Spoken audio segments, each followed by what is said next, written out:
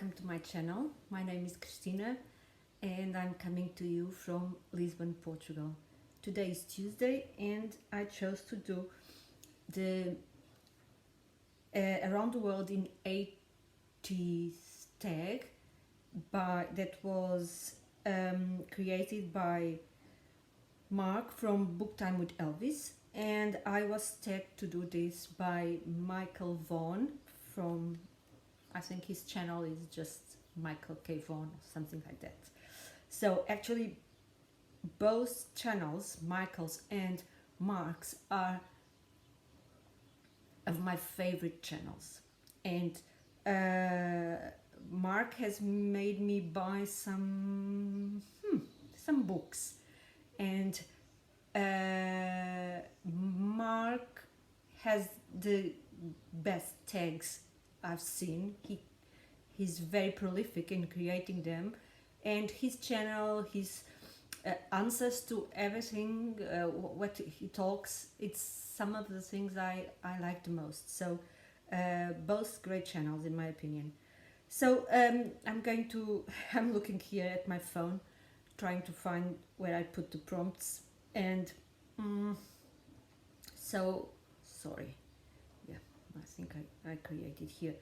Yes. So theater.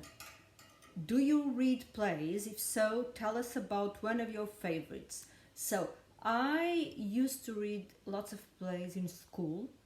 First, because we studied Portuguese literature and the history of the literature. There was a time where some of the Portuguese writers used to write plays based on the model of the ancient Greek plays. So first we had to read some of those classic plays, and more modern plays. Of course, I read many Shakespeare plays, and then when I was at university, I even had a subject at university which was Shakespeare, and that's all we did, read lots of plays. Also, when I was in London in my third year of university, I had to read and watch several plays because one of the subjects I had was theatre in London. So of course I love theatre, go to the theatre and watch theatre.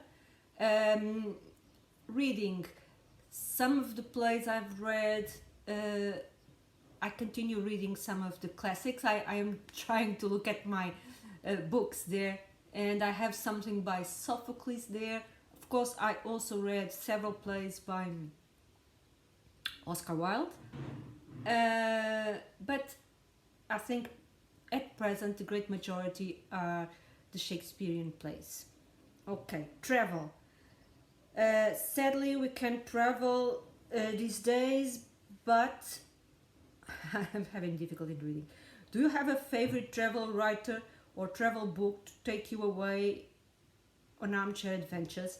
So I remember actually listening to an audiobook by Bill Bryson, which was, I think, Notes from the Small Island. He decides to travel by train mainly, but public means of transport around Great Britain, and some of his adventures are hilarious. I remember him in Scotland, I think in the north of Scotland, and where he couldn't understand a word of what they say. It was very funny. What book took you the longest time to read? Why was that? Well, I couldn't remember, because sometimes it takes me lots and lots of time to read books. Sometimes I pick up a book and I don't stop until I finished it. But there is a book which I'm looking at there, which I haven't finished yet. And when I decide that I'm going to finish, I want to restart the book. And it's Moby Dick. So I faked read that book at university. I had to read in one of my American literature classes, because I had several years I had American literature, and it was one of the assigned books, and I remember that I didn't read. But I think it's a book that I will read when I'm in the mood for it. Traditional fairy tales or nursery rhymes. What are some of your favorites, and what are some you would not think suitable for kids today? Well, I read lots and lots of fairy tales. I have a 2-book compilation of the traditional fairy tales. I have all the stories of the Arabian Nights. I remember when I was a kid reading Hans Christian Andersen and Grimm's tales. And there is the tale of the Little Mermaid that forever made me, first of all, it made me, I never, when I was a kid, when I considered that something was not fair, I would be very, very upset. And so I was very upset with that story, because not because, spoiler alert, the Little Mermaid dies, but because the prince that she loved never knew all the good things she did to him. First, she saved him from drowning, and he never knew. He thought that another person saved him. And then in the whole story, she cannot talk, for example, and so she cannot say what goes in her mind, and the prince, for example, never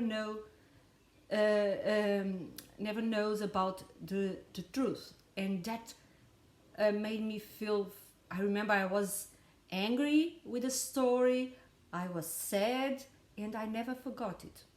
And whenever I see that statue of the Little Mermaid, that it's in Copenhagen, my heart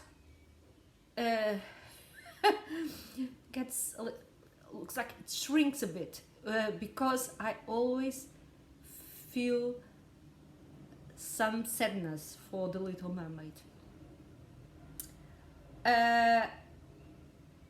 Tasty food, glorious food. What are some of your favorite books about food? I forgot to bring some, that I have some classics and some, but I have, well, one time I used to have more than 500 books about food. Now I don't. I had to cull my library a lot when I moved, and I gave many books away. Also because I had some health problems, and my diet is very basic and uninteresting. I more or less gave up on that. But I used to like to cook and to browse cookbooks. Actually, much more than eating. For many years, I didn't like eating, but I like to cook.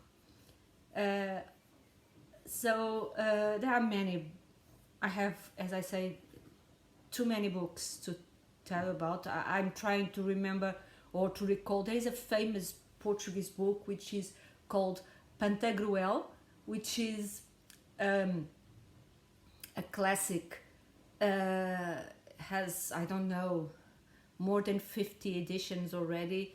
My mother has one that is almost every page is crumbling because it's so old, and that's one of a very large book which has a good compilation of traditional recipes, Portuguese traditional recipes, and also from around the world.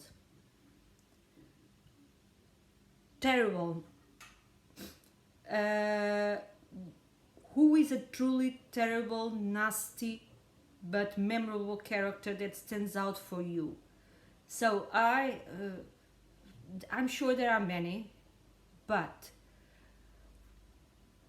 when every time actually I read the Lord of the Rings at the beginning, there is for me, a very scary scene.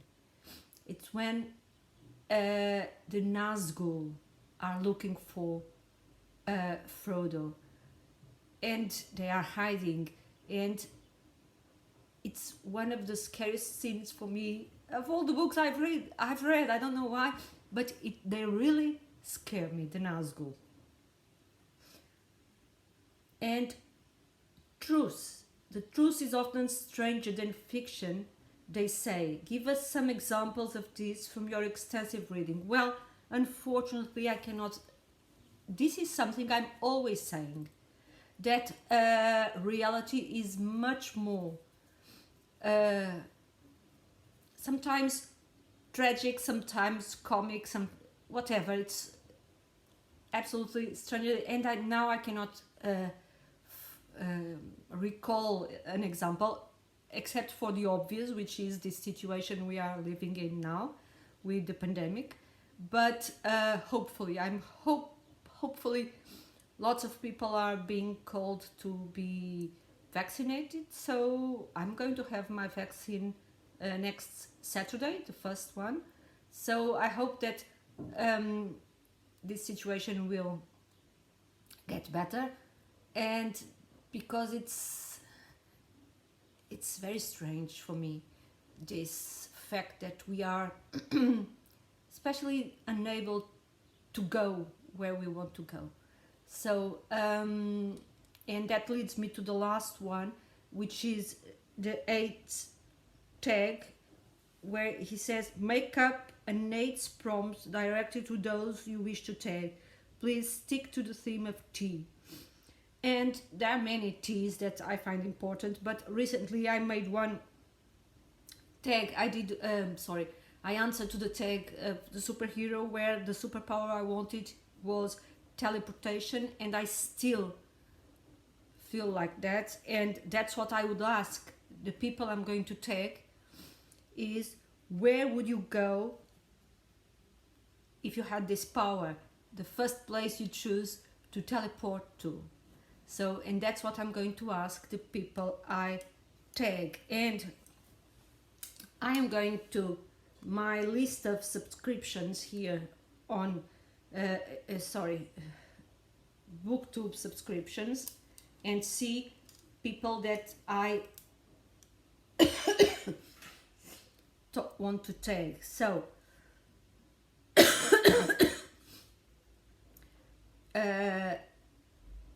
Noah from Everyone Who Reads It Must Converse, Tom L.A. Books,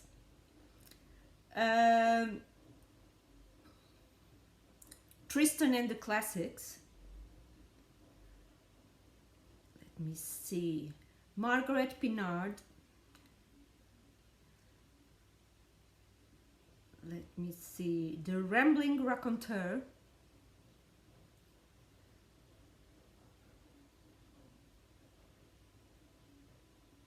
Drawn to Stories,